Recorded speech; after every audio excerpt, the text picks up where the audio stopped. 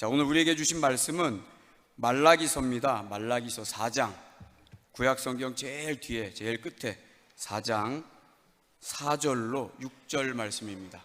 말라기 4장 4절로 6절. 제가 가지고 있는 성경 구약 1331쪽입니다.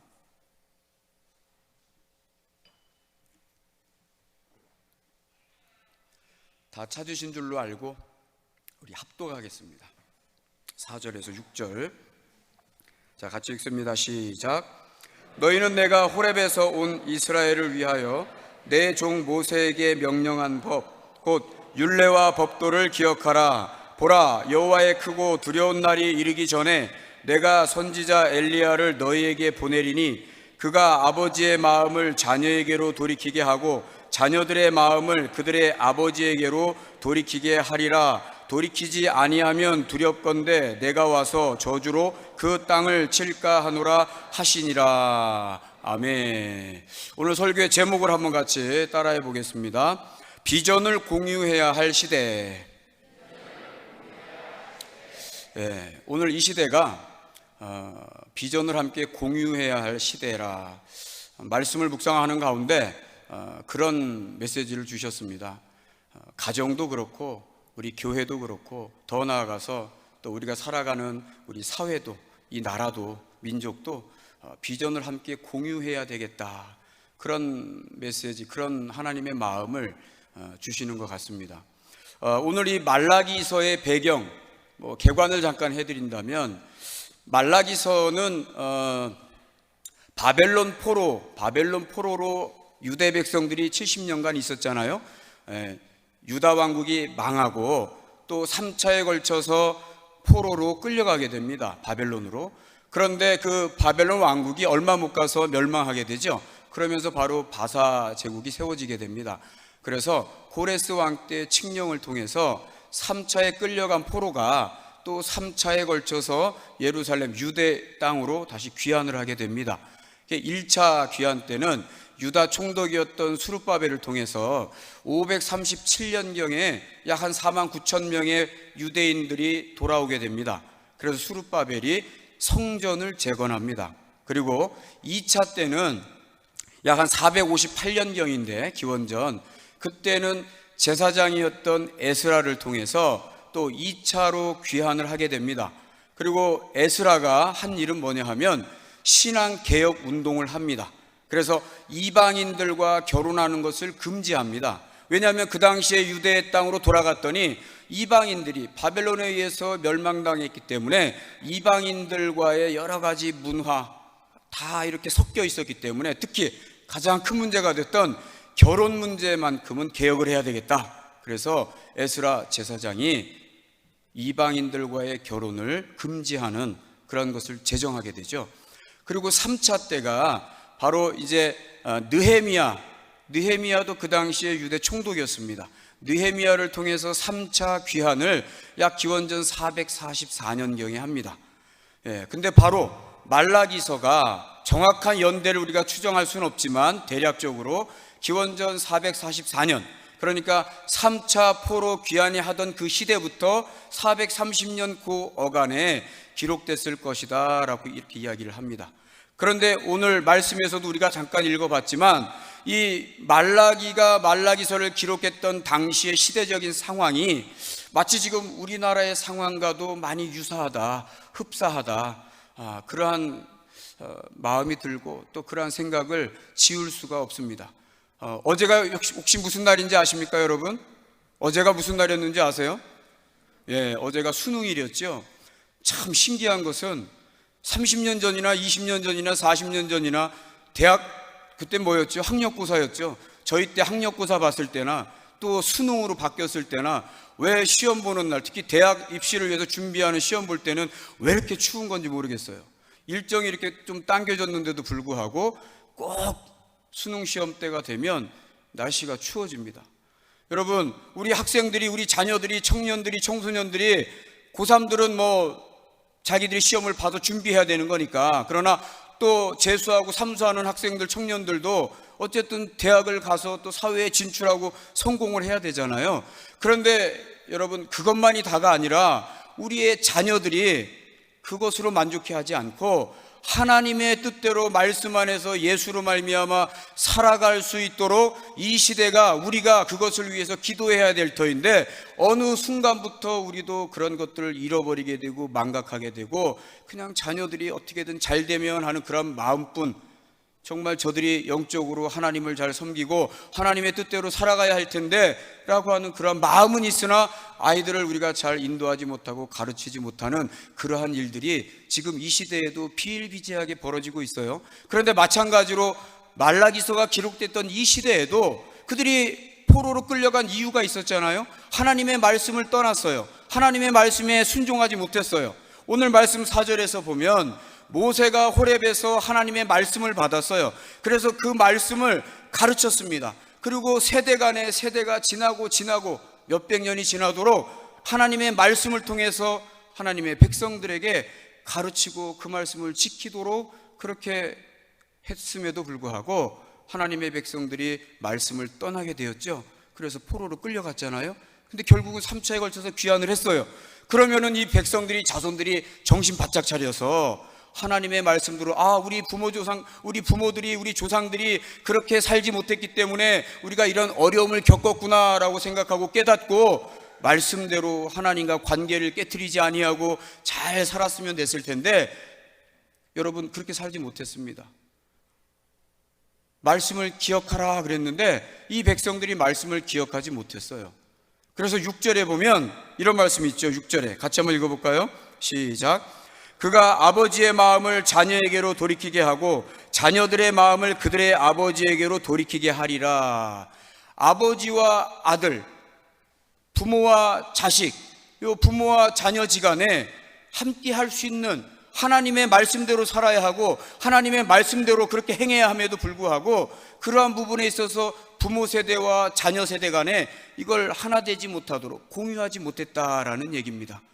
마치 오늘날 우리가 살아가는 이 시대와 별반 다를 바가 없었던 바로 말라기서가 기록되어졌던 바로 그 시대. 5절에서 이런 말씀합니다. 보라, 여호와의 크고 두려운 날이 이르기 전에 내가 선지자 엘리야를 너희에게 보내리니.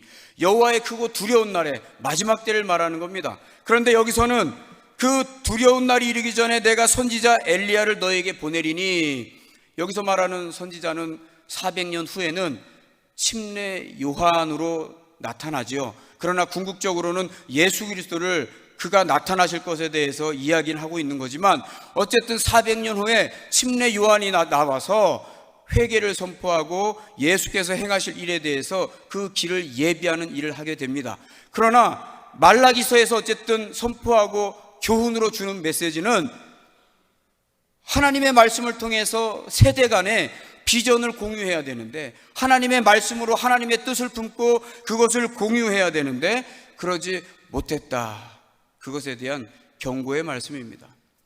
영국의 세계적인 역사학자 가운데 아놀드 조셉 토인비라고 하는 사람이 있습니다. 여러분들 잘 아시죠? 19세기 후반에 태어나서 20세기 중후반에 돌아가신 분인데, 1970년대 초쯤에 그분이 이런 말을 했습니다. 세계에서 가장 아름다운 가족의 문화는 한국에 있다. 세계에서 가장 아름다운 가족의 문화는 한국에 있다. 그러니까 그 얘기는 한국이 그 당시에 경제적으로는 많이 이렇게 지금처럼 잘 살지 못했습니다. 그러나 6.25 전후 세대, 6.25를 열심히 극복했고 경제 개발을 했고 막 성장해 가는 그런 나라를 딱 보니, 그래도 아직 저 대한민국에는 가족의 문화가 아직은 살아있더라.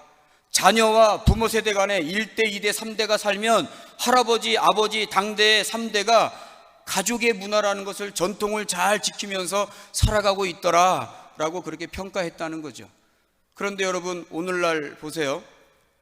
이 가족이 토인비가 평가했던 그것이 무색할 만큼 지금 우리가 살아가는 이 시대는 모든 것이 다 흐트러지고 깨지고 망가지고, 여러분 이게 지금 우리가 살아가고 있는 현실이라 이거죠. 어제 우리가 수능 준비하고 시험을 치르는 아이들을 위해서 기도했습니다.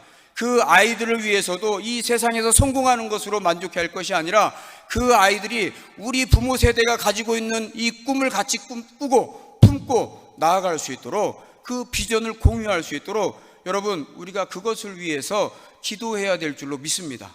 말라기 때에도 그 자녀들이 하나님의 말씀을 잃어버리고 살았기 때문에 부모가 자녀에게 전해주려고 할지라도 그 자녀들이 그것을 이해하지 못하고 받아내지 못하고 소화하지 못하는 그러한 일들이 있었기 때문에 오늘 이 말씀이 우리에게 교훈으로 주어진 줄로 믿습니다. 오늘 말씀도 가정에서 부모와 자식 간에도 하나가 되어야 함을 강조하고 있는데 그러지 못하고 있다는 얘기죠. 6절에서 우리가 아까 읽었던 것처럼 아버지의 마음을 자녀에게로 돌이키게 하고 자녀들의 마음을 그들의 아버지에게로 돌이키게 하리라. 부모와 자식 간에 하나가 되어야 하는데 하나가 되려면 마음과 마음이 만나야 된다는 것이죠. 마음과 마음이 만나야 한다. 그러기 위해서는 비전을 공유할 수 있는 관계가 가정에서도 이루어져야 한다라고 말하고 있습니다. 오늘 본문은 메시아 예언에 대한 마지막 말씀이기도 합니다. 메시아가 오기 전에 엘리야를 우리에게 보내주신다라고 아까 말했는데 그것은 침례 요한을 두고 하는 말이라 그랬습니다. 저와 여러분들이 그때와 별반 다를 바 없는 정말 이 패역한 시대를 오늘 살아가고 있는데 그런 역할을 우리가 해야 될 줄로 믿습니다. 여러분, 말씀을 여러분들이 선포해야 될 줄로 믿습니다. 하나님의 뜻을 선포해야 될 줄로 믿습니다. 자녀들에게도 그렇게 선포해야 될 줄로 믿습니다. 여러분, 그러지 않으면 우리에겐 희망이 없는 겁니다.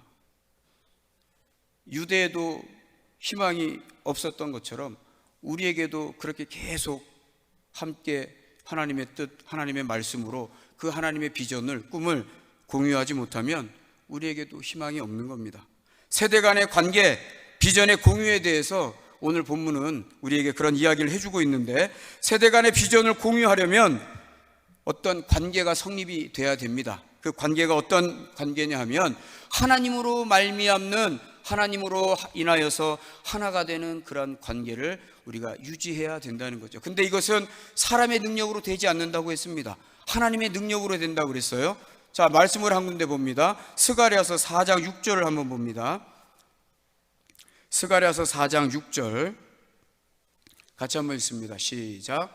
그가 내게 대답하여 이르되 여호와께서 스룹바벨에게 하신 말씀이 이러하니라.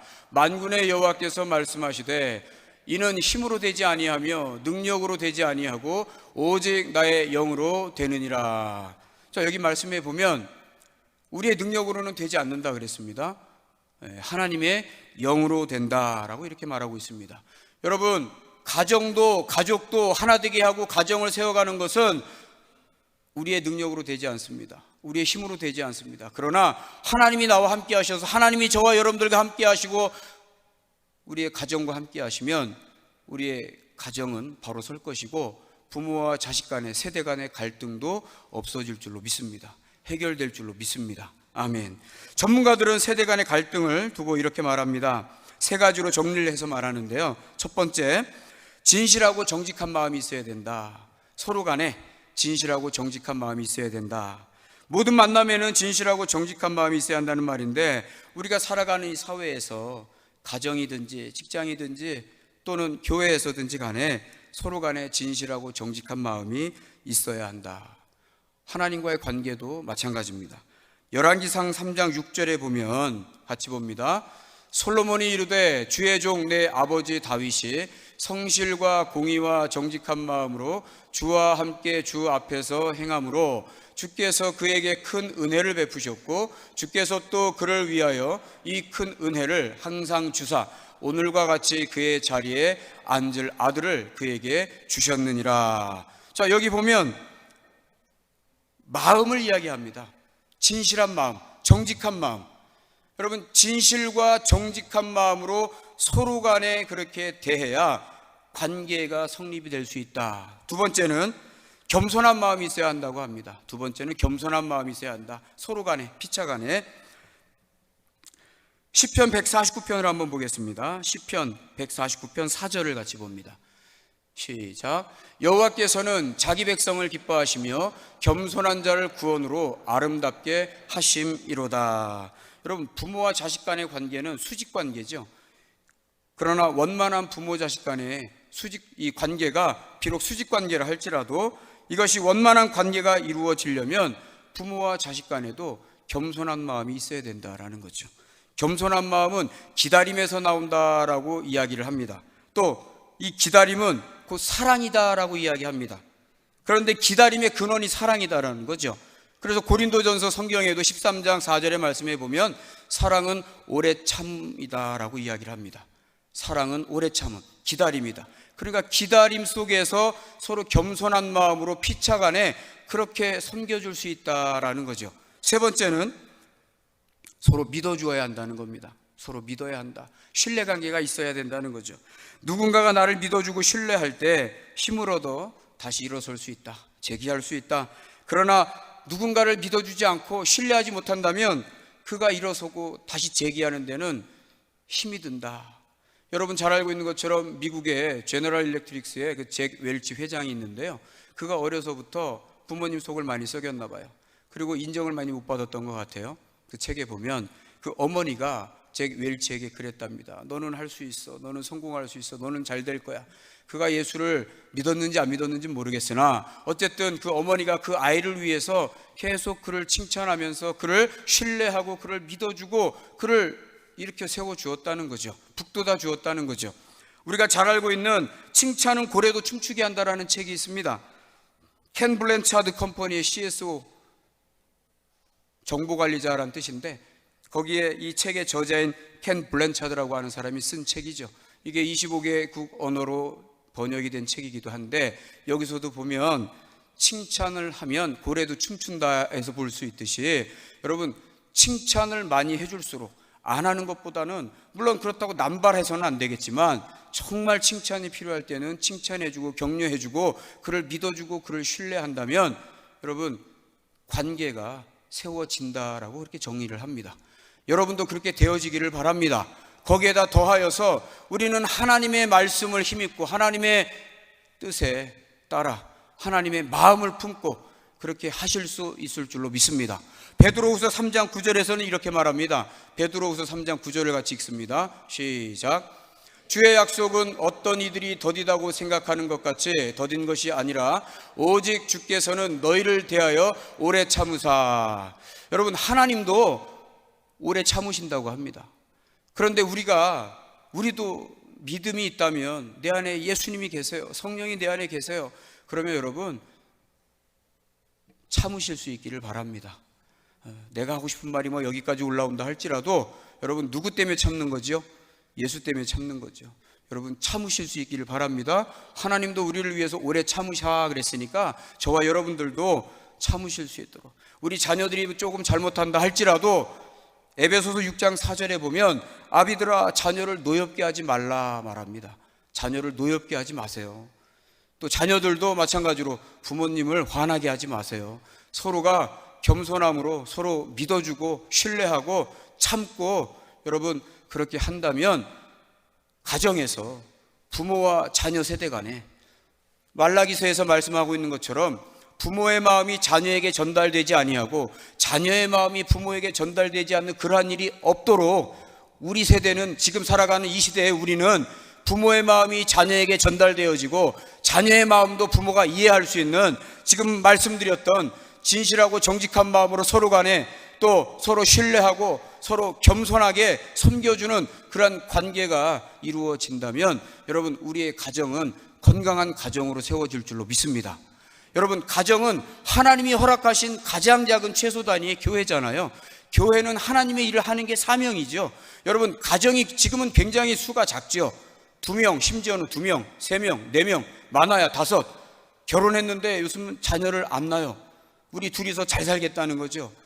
어쨌든지 간에 이 세계에 75억의 인구가 있는데 그 많은 인구 중에 오늘날 가정의 규모는 많아야 3명, 4명, 5명인 거죠. 그러나 아무리 작다 할지라도 우리가 믿음 안에 있다면 우리의 가정은 하나님의 일을 감당하는 사명이 우리에게 있다는 거죠. 그러니까 가정에도 사명이 있다는 거예요. 가정은 그 교회이기 때문에 여러분 가정에 대한 생각을 바꾸실 수 있기를 바랍니다. 여러분들의 각 가정은 비전으로 하나 되어서 부모의 마음과 자녀의 마음과 자녀의 마음과 부모의 마음이 하나 되어서 주님의 사명을 감당하는 그러한 비전으로 서로 공유하는 여러분 그러한 건강한 가정이 되어야 된다는 겁니다. 오늘 말라기서가 우리에게 주는 교훈의 말씀입니다. 여러분 오늘 이 말씀을 들으시고 여러분들에게 숙제를 하나 드리고 싶습니다. 각 가정마다 가정 사명 선언문을 한번 만들어 보시기 바랍니다. 그래서 자녀들에게 재산 물려주기보다 명예나 여러 가지 그 이외의 것 물려주기보다 여러분 신앙의 유산을 물려주실 수 있기를 바랍니다. 우리가 잘 알고 있는 말씀이죠. 사사기 21장 25절에 보면 그 시대에 1세대, 2세대, 3세대 1세대는 하나님의 말씀을 잘 알았습니다. 하나님의 말씀대로 살았습니다. 2세대는 하나님의 말씀을 부모 세대로부터 간접적으로 듣고 간접 경험을 했어요. 근데 3세대는 하나님을 잊어버리고 자기 생각대로 자기 중심적으로 내가 하고 싶은 대로 살았다 이 말이죠.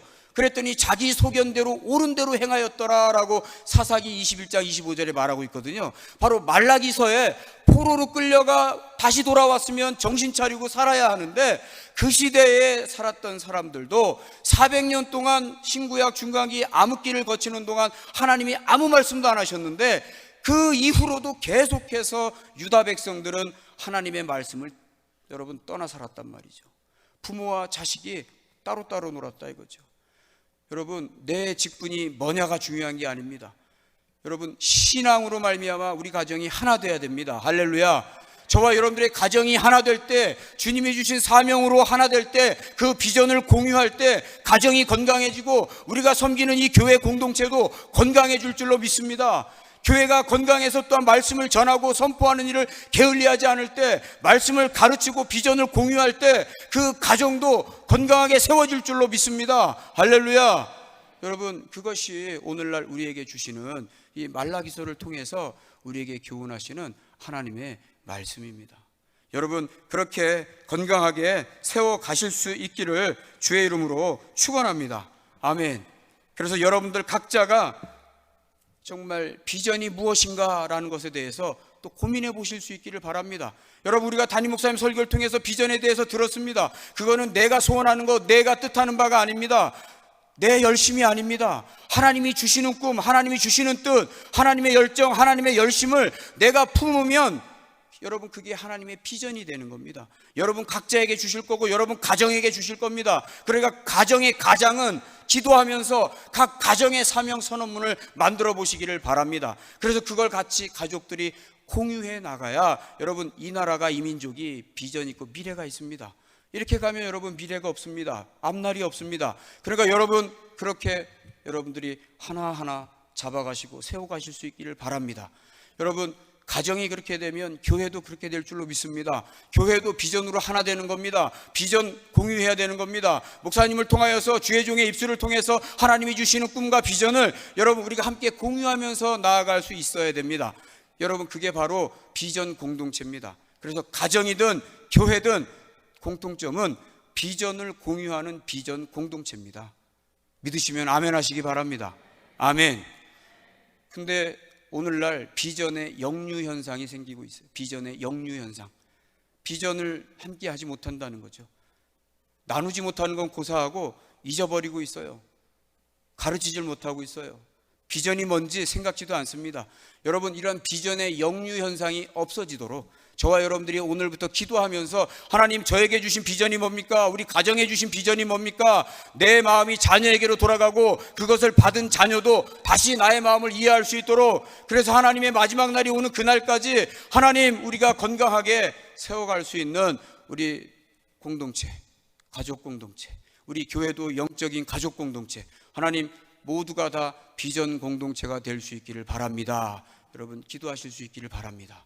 그래서 비전의 역류 현상이 아닌 비전의 전이 현상, 비전이 전이 될 수 있도록 함께 공유가 될 수 있도록 여러분 그렇게 기도하시고 함께 나아가실 수 있는 저와 여러분들 될 수 있기를 주의 이름으로 축원합니다.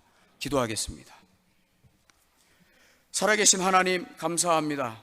하나님 오늘 이 시대를 살아가는 우리 모두의 모습이 말라기 선지자를 통해서 하나님께서 보여주시고 또 말씀하시고 교훈하게 하셨던 말라기서의 말씀을 볼 때 아픔을 겪었던 유대 백성들이 70년 동안 바벨론 포로로 있다가 다시 유대로 귀환했을 때에도 하나님 그 악습을 되풀이하고 그것을 회복시키지 못하고 도덕과 윤리가 땅에 떨어졌고 또 하나님 영적으로도 가정에서 부모와 자식 간의 세대 간의 교류가 이루어지지 않고 공유가 되지 않아서 하나님이 책망하셨고 400년 동안 아무 말씀도 없으셨던 것처럼 하나님 오늘날 우리에게도 그렇게 교훈하시고 우리에게 권면하시는 줄로 믿습니다. 하나님 오늘 말씀을 통해서 비전을 공유하는 우리의 가정과 가족이 되게 하시고 우리의 몸된 교회가 될 수 있도록 성령께서 함께하여 주시옵소서. 감사하며 예수님의 이름으로 기도합니다. 아멘.